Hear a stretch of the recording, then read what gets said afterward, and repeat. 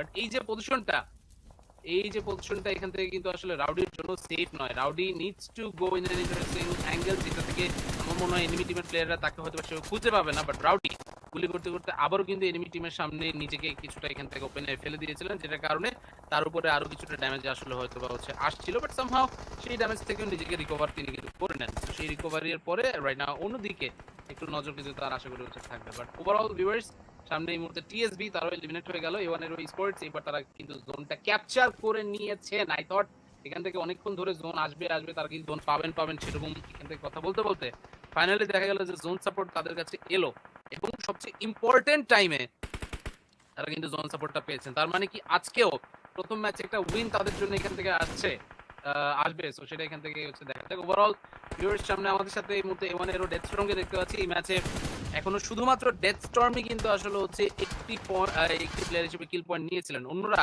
He was taken down, amazing shot, but ultimately কি যে knockout বাকিরা খুব সুন্দরভাবে সামাল দিয়েছে। কেউ দুদিক থেকে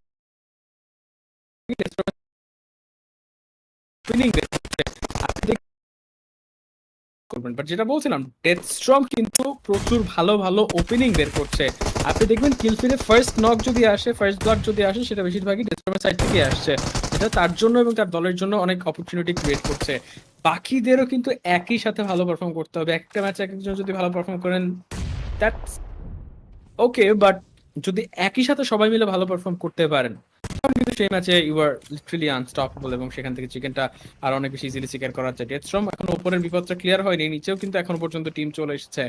ডেথস্টর্ম দেখা যাক ওয়েট করতে পারেন কিনা এবং বাকি দুজনের ভিতরে ফাইটটা কন্টিনিউ করতে পারেন কিনা।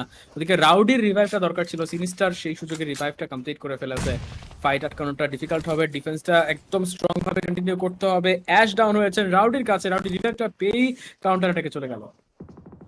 অবশ্যই রিভাইভটা পেয়ে কাউন্টার অ্যাটাকে চলে যাওয়ার কারণ একটাই, they have the lead, they have the confidence, এবং সেই কনফিডেন্সটাকে এই মুহূর্তে আরো একটু তারা কিন্তু চাইবে ঝালিয়ে নিতে। স্টর্ম এক্সেপশন 69 এন্ড তার টিমমেটরা এখান থেকে কিন্তু এক এক করে তারা আরো পয়েন্ট নিচ্ছেন, এন্ড পয়েন্ট এখান থেকে নিতেও থাকবেন আশা করা যায়। X1 অনেক এবং তার টিমমেটরা এখান থেকে কিন্তু এখন শুধুমাত্র A1 এরও নয়, গিয়ে জেনেসিসের কাছ থেকে আক্রমণের শিকার হবে ডেথস্টর্ম।